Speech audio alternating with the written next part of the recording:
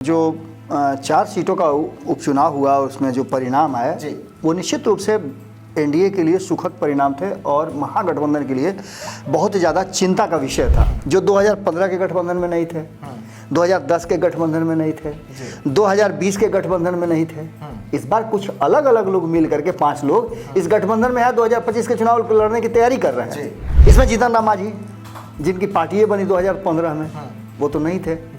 इसके अलावा चिराग पासवान 2015 में साथ में नहीं थे, उपेंद्र कुशवाहा 2015 में साथ में नहीं थे, 2015 में ये एनडीए के साथ थे, नीतीश के साथ नहीं थे, नीतीश और भाजपा के अलावे उस गठबंधन से। तो निश्चित रूप से ये लोग जो डिमांड कर रहे थे, 25 सीट का डिमांड कर रहे थे, उन 7 सीट में 4 जीत करके आए, वो 11 सीट में 4 सीट जीत करके आए, तो ये 30 सीट में कितना जीत के आते हैं। नोरमा ग्रुप, जो सोचता है वो करता है, आपके अपने सपनों का आशियाना। नमस्कार, मैं विकास सिंह और आप देख रहे हैं भारत लाइव। देखिए, कहानी में ट्विस्ट। नीतीश कुमार बड़े खेल की तैयारी में लगे हुए हैं, तो वहीं पर नेता प्रतिपक्ष तेजस्वी यादव ने भी सिग्नल दे दिया है और रात भर बीजेपी की गुप्त बैठक चल रही है। आखिरकार बिहार की सियासत में क्या कुछ होने जा रहा है, बीजेपी की जो गुप्त बैठक हो रही है और नीतीश कुमार जो बड़े खेल करने की तैयारी कर रहे हैं, उसके पीछे और क्या कुछ वजह है। तो इसी मुद्दे पर आज हम बात करेंगे कि आखिरकार नीतीश कुमार को तेजस्वी यादव ने ग्रीन सिग्नल दे ही दिया। तो हमारे साथ बाबा है। बाबा, नीतीश कुमार का खेला करने की तैयारी, तेजस्वी का ग्रीन सिग्नल और बीजेपी की रात भर जो गुप्त बैठक चली है, क्या कुछ मामले हैं? देखिए विकास, जो 4 सीटों का उपचुनाव हुआ उसमें जो परिणाम आया वो निश्चित रूप से एनडीए के लिए सुखद परिणाम थे और महागठबंधन के लिए बहुत ज़्यादा चिंता का विषय था। क्योंकि इतना सब कुछ होने के बाद, इतना दावेदारी होने के बाद, 8-8 बार 9-9 बार से जीतने के बाद अगर आप बेलागंज हार जाते हैं, रामगढ़ में आपका दबदबा है, वहाँ आप लगातार जीतते आ रहे हैं, वहाँ हार जाते हैं, तो निश्चित रूप से एक चिंता का विषय तो जरूर बनता है। लेकिन इससे भी बड़ी चिंता की बात ये है कि जो ये परिणाम आए हैं 23 तारीख को, इसमें सिर्फ यही नहीं था। हम लोग, आपको याद होगा, हम लोग नले पे दहला में आपने हमसे पूछा था, तो मैंने कई सवाल, आपके सवालों का जवाब दिया था। मैंने बताया था कि Nitish Kumar wait and watch की स्थिति में है। यही कारण है कि नीतीश कुमार चुप्पी साधे हुए हैं। 2025 के चुनाव से पहले बिहार में राजनीतिक समीकरण बदलता हुआ दिखाई दे रहा है, जिसकी शुरुआत जीतने के बाद आपने देखा कि कल ही पंचनामा में नमन मिश्रा जी ने जो बातें कही, उसमें उन्होंने स्पष्ट किया कि किस तरह से जीत के बाद आनंद मोहन का बयान आया।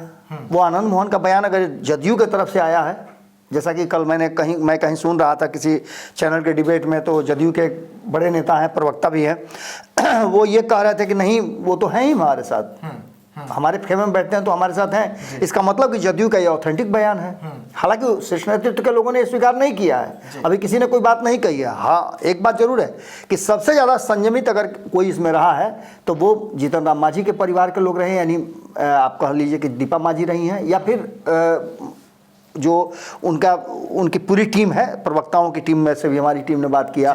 सब लोगों ने चिराग पासवान मैटर पे बहुत ही सही ढंग से उसका जवाब दिया और कहा कि नहीं, हम लोग सब एकजुट हैं और चिराग पासवान से हमारी लगातार बात होती रही है। चिराग पासवान ने भी इस बात को रखा। लेकिन सबसे बड़ी बात है कि इस सब में नीतीश कुमार का क्या एंगल होगा। ये बात तो हम वो बता रहे हैं जो पहले से स्थापित था, लेकिन इस बार जो गठबंधन है, उस गठबंधन में नीतीश कुमार के साथ कौन कौन है जो 2015 के गठबंधन में नहीं थे, 2010 के गठबंधन में नहीं थे, 2020 के गठबंधन में नहीं थे। इस बार कुछ अलग अलग लोग मिल करके 5 लोग इस गठबंधन में है, 2025 के चुनाव लड़ने की तैयारी कर रहे हैं। इसमें जीतन राम मांझी जिनकी पार्टी बनी 2015 में, वो तो नहीं थे। इसके अलावा चिराग पासवान 2015 में साथ में नहीं थे, उपेंद्र कुशवाहा 2015 में साथ में नहीं थे, 2015 में ये एनडीए के साथ थे, नीतीश के साथ नहीं थे। अब जो वर्तमान परिस्थिति बनी है उसमें 2020 में भी ये लोग अलग अलग चुनाव लड़ रहे थे, किसी गठबंधन का हिस्सा नहीं थे। तो अब जो वर्तमान परिस्थिति बनी है, बार बार ये कहा जा रहा है कि ये 5 एक साथ आए हैं तो निश्चित रूप से कोई नया ट्विस्ट होगा। हुआ भी, 4 सीटों पर आपने क्लीन स्वीप किया। लेकिन अब जो आगे की रणनीति है, इसमें नीतीश कुमार के लिए मुश्किल पैदा कर रही है। अगर नीतीश कुमार पिछले चुनाव की तरह कम सीटें जीत करके आते हैं, जिसमें चिराग पासवान नहीं थे, इसका घाटा एनडीए को भी हुआ और चिराग पासवान को भी हुआ, दोनों को हुआ। उपेंद्र कुशवाहा नहीं थे, उसका घाटा दोनों को हुआ। अगर 4-4 सीट ही जीत करके चले आते, आप समझिएगा, बहुत बारीक बात है कि 4 सीट जीत करके जीतन राम मांझी चले आते हैं, 4 सीट जीत करके मुकेश सहनी चले आते हैं नीतीश और भाजपा के अलावे उस गठबंधन से, तो निश्चित रूप से ये लोग जो डिमांड कर रहे थे, 25 सीट का डिमांड कर रहे थे, उन 7 सीट में 4 जीत करके आए, वो 11 सीट में 4 सीट जीत करके आए, तो ये 30 सीट में कितना जीत के आते हैं? उसी का अनुपात अगर आप जोड़ लेते हैं तो निश्चित रूप से इनका सीट जो है 18-19 के आसपास होता है। और ये जुड़ जाता अगर उसमें तो क्या होता, आप अंदाजा लगा सकते हैं। भारतीय जनता पार्टी के पास ग्रीवांसेस हो जाता। वही बात महाराष्ट्र में चल रही है और उसी का डर जो नीतीश कुमार को सताने लगा है अब, कि क्या मेरे साथ भी ऐसा खेल 2025 में हो सकता है? निश्चित हो सकता है। और यही कारण है कि नीतीश कुमार, आप देखिएगा कि हिंदुत्व का एजेंडा जो चल रहा है उसको भी आप साइड में रख करके इंतजार कर रहे हैं कि हिंदुत्व एजेंडा से क्या फायदा होता है। धीरे धीरे आप देख रहे होंगे कि जिस तरह से प्रशांत किशोर का कद बढ़ रहा है, उसको लेकर के लग रहा होगा। इसके अलावा आप एक और चीज़ महसूस कर रहे होंगे कि नीतीश कुमार कभी भी नहीं चाहते हैं कि राष्ट्रीय जनता दल समाप्त हो जाए। वो राष्ट्रीय जनता दल धीरे धीरे कमजोर हो रही है। इन सभी बातों पर कहीं ना कहीं नज़र है और यही कारण है कि न तो नीतीश कुमार को आप देखिएगा कि इधर पिछले कुछ दिनों से राष्ट्रीय जनता दल पर हमला कर रहे हैं। सदन में भी देखने को मिला कि चाचा भतीजा के बीच में कोई टूनटान नहीं हुआ, भाजपा से हो रहा है। बाहर आकर के जो बयान दे रहे हैं तेजस्वी यादव, वो भी नीतीश कुमार पर नहीं दे करके सरकार पर दे रहे हैं और भाजपा पर दे रहे हैं, संयमित बयान दे रहे हैं। ये सभी बातें इस बात की तरफ इशारा कर रही है कि कहीं ना कहीं कुछ अलग एंगल जरूर बन रहा है। और ये एंगल आपने देखा होगा कि जिस तरह से तेजस्वी यादव ने A to Z की बात की थी, उसमें बहुत ज़्यादा सफल नहीं हुए, लेकिन अब उसके तरफ वो अगर आगे बढ़ना चाहते हैं तो निश्चित रूप से जो लोग नाराज़ हैं, जिन लोगों को सही प्रतिनिधित्व नहीं मिला है, वो कुछ ना कुछ कर सकते हैं। 2024 के चुनाव में एक नया प्रयोग उन्होंने कुशवाहा का किया था, वो पूरी तरह से सफल प्रयोग उनका रहा। कुशवाहा एक सांसद बन करके गए हैं, 3-3 4-4 कुशवाहा को उन्होंने मौका दिया था। एनडीए में तो 7-7 8-8 कुशवाहा चुनाव लड़े थे। तो ये सभी चीज़ें कहीं ना कहीं इशारा कर रही हैं कि नीतीश कुमार यदि इधर कमज़ोर होते हैं तो उधर अगर राष्ट्रीय जनता दल भी कमज़ोर हो जाती है तो दोनों परिस्थिति में नीतीश कुमार के लिए बहुत मुश्किल होगी। ऐसी स्थिति में नीतीश कुमार कहीं ना कहीं जो फार्मूला है, उस फार्मूले पर नीतीश कुमार का एक बात तो पक्का लग रहा है कि उनका जो महिला वोटर हैं वो उनके साथ हैं। यानी आप मान के चलिए कि जो 15% कांस्टेंट उनका वोट है, उसमें से 6 से 7% महिलाओं का वोट हम मान के चलते हैं कि उनके खाते में जा रहा है। बाकी आप समझ लीजिए कि जो MOI समीकरण है, बहुजन, अगड़ा, आधी आबादी और पुअर, जिसको बाप माई बाप की पार्टी कह रहे थे तेजस्वी यादव, अब उसके रास्ते पर निकल सकते हैं। तेजस्वी यादव कुछ नया परिवर्तन करके नया एंगल से, आप देखिएगा कि चुनाव लड़े थे 4 सीटों वाला। अब जो वर्तमान परिस्थिति बनी है उसमें सबसे बड़ी बात है कि समाजवादी धारा साथ में रहेगा या हिंदुत्व वाला एजेंडा साथ रहेगा। अगर समाजवादी धारा पर यह चुनाव होना है तो नीतीश कुमार को आप कभी भी नहीं देख सकते हैं कि वो एनडीए गठबंधन के साथ या भारतीय जनता पार्टी के साथ रहें। और अगर समाजवादी धारा की बात चलती है तो नीतीश कुमार के लिए वहां सबसे ज़्यादा मुफीद समय होगा। नीतीश कुमार को 2024 के चुनाव में ये बात समझ में आई होगी, निश्चित रूप से समझ में आई होगी कि अगर वो उस खेमे में होते तो परिणाम उनके पक्ष में और बेहतर हो सकता था। क्योंकि जिस तरह से एनडीए गठबंधन के विरुद्ध इंडिया गठबंधन ने प्रदर्शन किया है, खास करके जहां नीतीश कुमार ने पूरा प्लान बनाया था उस सेक्टर में, बिहार, उत्तर प्रदेश, पश्चिम बंगाल और झारखंड, इन चारों राज्यों में भारतीय जनता पार्टी को जबरदस्त नुकसान हुआ है। तो ऐसी स्थिति में नीतीश कुमार का ये एजेंडा सफल था। अब अगर नीतीश कुमार 2025 के चुनाव में एक बार फिर से मुख्यमंत्री बनना चाहते हैं तो उनके लिए निश्चित रूप से एक चिंता का समय जरूर आ गया है कि जो अगर महाराष्ट्र में एकनाथ शिंदे को मुख्यमंत्री नहीं बनाती है भारतीय जनता पार्टी, क्योंकि एकनाथ शिंदे का गुट जिसकी चर्चा हम पिछले 3 दिनों से कर रहे हैं, हमने संपूर्ण भारत में भी एक बड़ा लेख लिखा है, उसमें भी हमने लिखा था कि ऐसा अगर नहीं होता है तो नीतीश कुमार के लिए निश्चित रूप से एक अलार्म जरूर होगा। क्योंकि एकनाथ शिंदे बार बार ये कह रहे हैं कि हमको नीतीश फार्मूले पर यहाँ सरकार बनानी चाहिए। नीतीश फार्मूला क्या था? तो नीतीश कुमार के कम सीट आने के बाद भी भारतीय जनता पार्टी ने उनको सीएम बनाया था।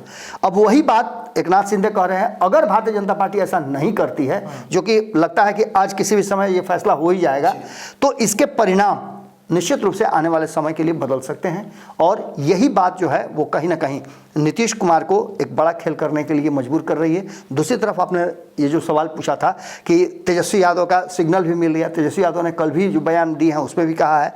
और भारतीय जनता पार्टी की चिंताएं भी यही है। परिणाम से पहले भी भारतीय जनता पार्टी दिल्ली में एक गुप्त बैठक कर रही थी और हम कल से देख रहे हैं कि जिस तरह से ये सारी बातें हुई है और राबड़ी देवी ने डिमांड कर दिया है अलग राज्य का मिथिलांचल को, उसको लेकर के भी बात चल रही है। और सबसे बड़ी बात कि सीमांचल को लेकर के जो डिमांड या चर्चा जो चली थी, जब आपने देखा होगा अमित शाह का दौरा उधर हो रहा था, सीमांचल से ही गिरिराज सिंह का यात्रा शुरू हुआ है हिंदुत्व वाला, तो इसको लेकर के अब एक बात जरूर नजर आ रही है कि सीमांचल या मिथिलांचल का एक जो स्टेट था जिसकी चर्चा चल रही थी वो कहीं ना कहीं एक बार और मजबूत होता हुआ दिखाई दे रहा है। यानी कि नीतीश कुमार के लिए एक अवसर है जहां वो कोई फैसला ले।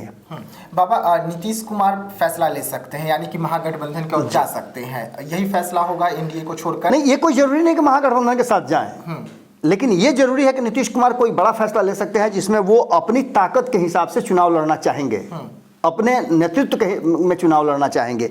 और ये अगर संभव नहीं होता है एनडीए में तो वो फैसला लेने के लिए तैयार हैं। उसके लिए बहुत सारे ऑप्शन उनके पास, एक नया ऑप्शन भी उनके सामने खुल गया है, प्रशांत किशोर वाला, तीसरे मोर्चे का, तो ये भी हो सकता है। यानी कि अगर इस बार अगर उनको तेजस्वी यादव पसंद नहीं आएंगे, क्योंकि बार बार मंचों से जिस तरीके से उन्होंने कहा कि गलती हो गई, अब मैं दोबारा तेजस्वी यादव तरफ, महागठबंधन तरफ नहीं जाऊंगा, तो प्रशांत किशोर तरफ जा सकते हैं। कोई भी फैसला ले सकते हैं। आने वाला समय जो है, हम बार बार बता रहे हैं कि ये दिसंबर का महीना जो आएगा, 14 दिसंबर से पहले ये सदन खत्म होने दीजिए, उधर लोकसभा का सदन खत्म होने दीजिए, उसका 14 दिसंबर तक आप देखिए कि 14 दिसंबर तक बिहार की राजनीति और देश की राजनीति में कोई बड़ा निश्चित रूप से भूचाल आने वाला है, ऐसा संकेत मिल रहा है। देखिए, कहानी में ट्विस्ट, और ये ट्विस्ट नीतीश कुमार ला सकते हैं। नीतीश कुमार कोई बड़ा फैसला ले सकते हैं, क्योंकि बीजेपी जो है वो इस वक्त नीतीश कुमार के अगर बढ़ते कद जो है उससे परेशान है, क्योंकि नीतीश कुमार का बढ़ता कद जो है अब महाराष्ट्र पहुंच गया है, और महाराष्ट्र में अब सीधा तौर पे कहा जा रहा है कि जो बिहार का फॉर्मूला है उसके आधार पर महाराष्ट्र की सरकार बननी चाहिए। और अगर ऐसा होता है तो बीजेपी के लिए टेंशन, और नहीं होता है तो नीतीश कुमार के लिए टेंशन। और यही कारण है कि नीतीश कुमार कोई बड़ा फैसला लेने के लिए अब सोच रहे हैं, उनकी पार्टी विचार कर रही है, और तेजस्वी यादव की ओर से भी ग्रीन सिग्नल बार बार नीतीश कुमार को दिया जा रहा है। तो ऐसे तमाम खबरों के लिए आप रहिएगा भारत लाइव के साथ, दीजिएगा इजाजत, धन्यवाद। आपके सपनों को हमने सजाया है, ई होम्स पैनोरमा को हमने बनाया है। ई होम्स मेरा एक सपना था जिस पे मैं पिछले 4 साल से काम कर रहा था। हमने जो बनाया है वो सबने है माना। ई होम्स पैनोरमा में हो आपका भी आशियाना। और फाइनली हमने 2021 में इस प्रोजेक्ट को लॉन्च किया। बहुत लोग अप्रिशिएट कर रहे हैं कि पूर्णिया जैसे शहर में, बिहार के, एक तो बिहार की बात करें उसमें भी पूर्णिया जैसे छोटे जगह में इस तरह का लाइफस्टाइल देना, ये सुन के हम लोगों को बहुत अच्छा लगता है। ई होम्स में हमने कुछ और भी किया है, जैसे हम जिस जगह में रह रहे हैं हमारे फैमिली सिक्योर हो, उनको सिक्योरिटी का ध्यान में रखा है। आपकी सुविधा और सुरक्षा आपके लिए खास है, ये आपका विश्वास है। इसमें आर्टिफिशियल इंटेलिजेंस का 7 लेयर सिक्योरिटी का हमने इस्तेमाल किया है। लस ग्रीन कैंपस को बनाया है, यदि हमारा बाउंड्री वाल है तो वो वर्टिकल गार्डन है। ये जितनी भी फैसिलिटी होता है एक इंटरनेशनल टाउनशिप में ई होम्स है, ये हम लोग विश्वास नहीं कर पा रहे हैं। जो भी हमारे मित्र दोस्त या जो भी हमारे बाहर के बाहर आते हैं तो हम लोगों को बहुत अच्छा सुनने को मिलता है और बहुत अच्छा क्रेडिट मिल रहा है। वो सारा हमने सिर्फ एक बिल्डिंग नहीं बनाया, हमें एक बहुत अच्छा लाइफस्टाइल दिया ई होम्स में, और मेरा एक सपना था जिसको मैं आज फुलफिल होते हुए देख पा रहा हूँ। ये आपका आवास है। ई होम्स पैनोरमा में अब आपका निवास है। E homes Panorama, luxurious lifestyle redefined.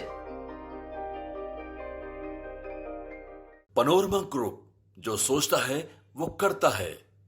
अगर ये वीडियो पसंद आई और वह बिहार के राजनीति और बिहारियत से सरोकार रखेनी तो सब्सक्राइब बटन दबा के चैनल के सब्सक्राइब कर ली। ओजे एगो घंटी बा, ओकरा बटन दबा देला से कुल सटीक और मारक खबर रुआ मुफ्त में मिल जाई।